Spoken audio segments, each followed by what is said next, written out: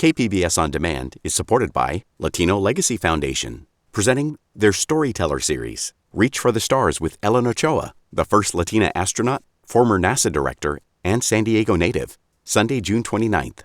More at latinolegacyfoundation.org. Good morning, I'm Debbie Cruz. It's Tuesday, July 30th. Local firefighters are being deployed to help fight the park fire in Northern California. More on that next. But first, let's do the headlines. The Alcohol Police Department has been encouraging retailers to report all theft to the department and has since seen a rise in reports of retail theft and all theft-related crimes. According to the Alcohol Police Department, reported thefts under $400 rose nearly 60% so far this year, compared to the same period last year, and all theft-related crimes increased by more than 30%. An Encinitas resident is bringing home a silver medal after placing second in the 2024 Summer Olympics men's street skateboarding competition. Jagger Eaton almost won the gold medal yesterday, but Japan's Yuto Horigome beat him by 0.1 point. Also competing was Nigel Houston from the U.S. The competition all came down to the end when Eaton and Houston had one final chance to springboard Horigome and claim gold, but each wiped out in the final two jumps of the day. We'll still be feeling the summer heat this week, but it won't be as hot as last week. The National Weather Service says today's temperatures will be a bit below average. In the inland and mountain areas, temps will be in the low 80s. By the coast, it'll be in the mid-70s. And in the deserts, it will be in the low hundreds. Similar weather is expected throughout the week. From KPBS, you're listening to San Diego News Now. Stay with me for more of the local news you need.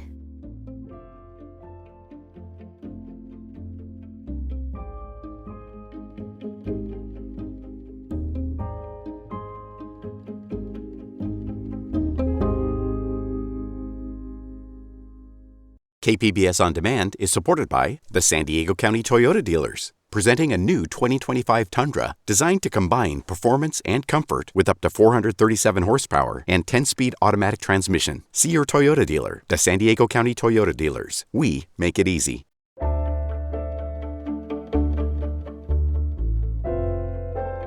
Local fire departments have deployed their firefighters to help fight the park fire in Northern California. Reporter Melissa May tells us what the firefighters from the Chula Vista Fire Department are doing. 14 Chula Vista firefighters are contributing to the containment of the park fire. Chula Vista Fire Department Fire Captain Eric Martinez says this is wildland firefighting. So it's a mix of structure defense, which basically they're going to highly threatened neighborhoods and assisting in the protection of those homes from the wildfire threat, as well as direct fire suppression. So they are on the actual fire line, either hand digging some break line or putting water on the fire to prevent it from spreading. The current personnel have been on site for the last 2 days and could be there as long as 3 weeks. Melissa May, KPBS News.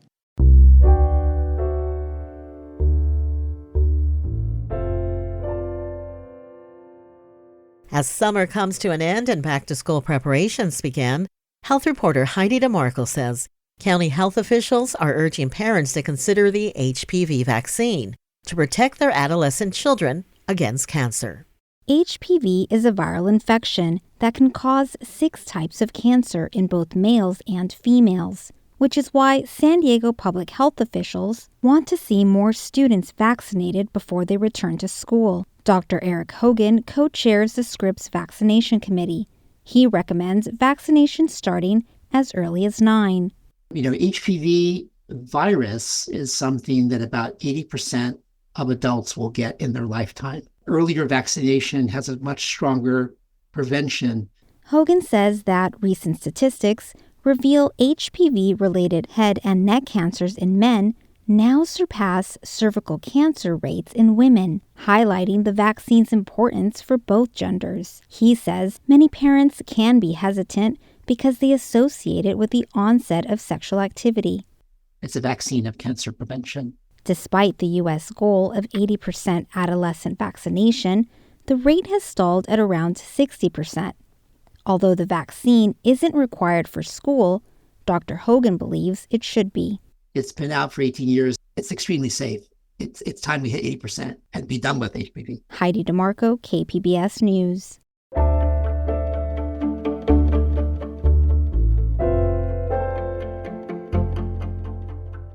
The U.S. men's water polo team is facing off against Romania this morning at the Olympics. Alex Bowen is on the team. He's from Santee, where he played for Santana High. KPBS's Jade Heidman spoke to Bowen ahead of the Olympics. Take me back to your high school days on the water polo team at Santana. I mean, did you ever imagine you'd be competing in the Olympics? Yeah, I did. I remember like my sophomore biology class, the teacher had me draw your dream or whatever. Mm-hmm. And I drew myself in the Rio Olympics in 2016 and I made it to that and kept it going. Wow, that's great. You had this vision in your mind and you made it happen.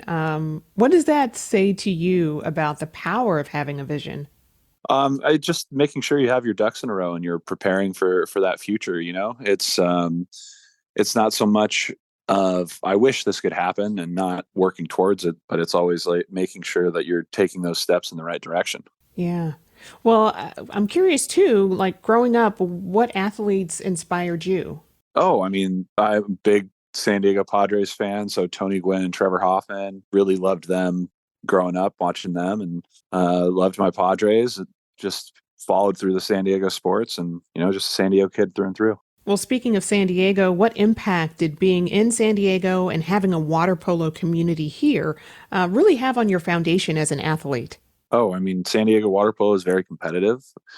Played for my dad at first and then went to San Diego Shores, played under Doug Peabody and the San Diego Shores organization. And they're very competitive, still very competitive. And I try and come back and give back when I can. They really helped grow me as a person and can't thank them enough for it.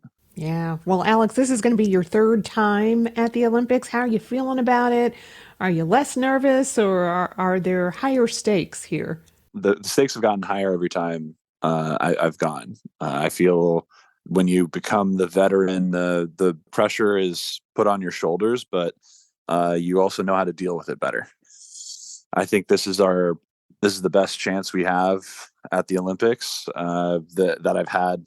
Comparing the last two, we have a very talented group. We've gained a bunch of experience in the last 3 years since Tokyo, and just have a lot of talent. Now we have a lot of experience. We're hungry and we want it, so we're coming for it.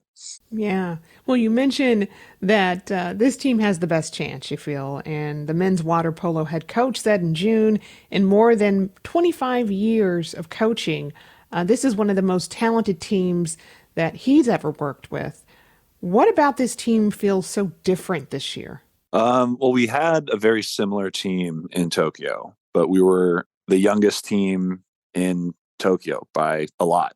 And we just been able to grow up as people in the last couple of years. And we've had so many people play for top level clubs in Europe, playing in Champions League, playing in Euro Cup, and really get the experience playing against players abroad. So coming back to the U.S. and being able to share that experience and share that growth with everyone has been instrumental in how our team has developed. Wow. All right. Well, I mean, you're known for your precise accuracy as one of Team USA's top goal scorers, and it was the same reputation that you carried at Sanford, too. You scored over 200 goals and were named a first-team All-American. With these accolades in mind, what does it take to maintain the precision over the years?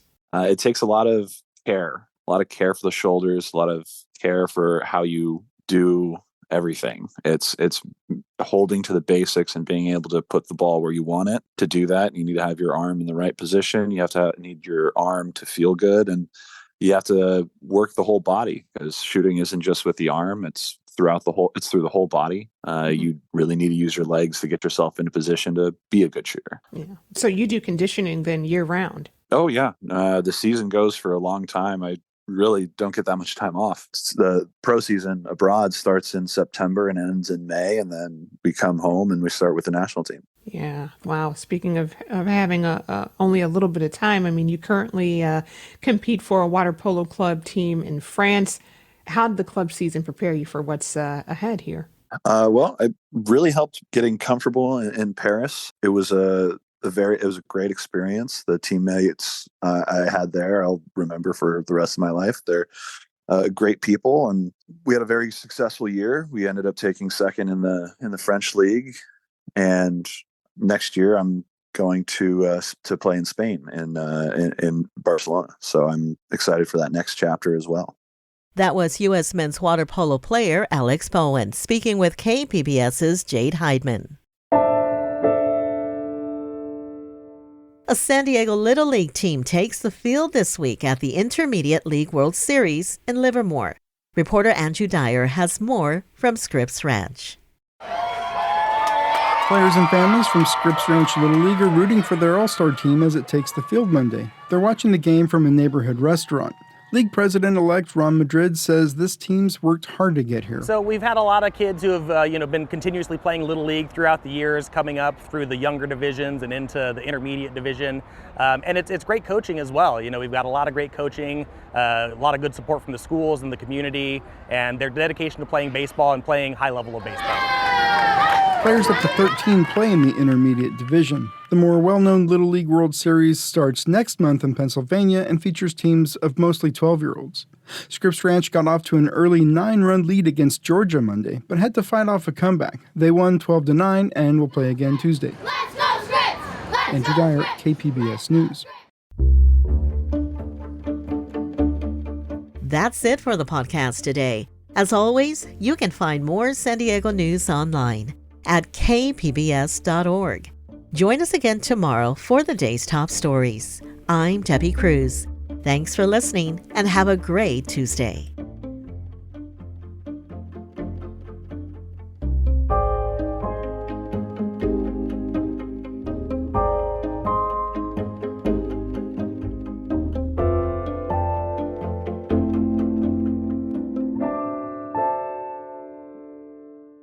KPBS On Demand is supported by Paint Care, offering households and businesses in California more than 800 leftover paint drop-off sites for recycling.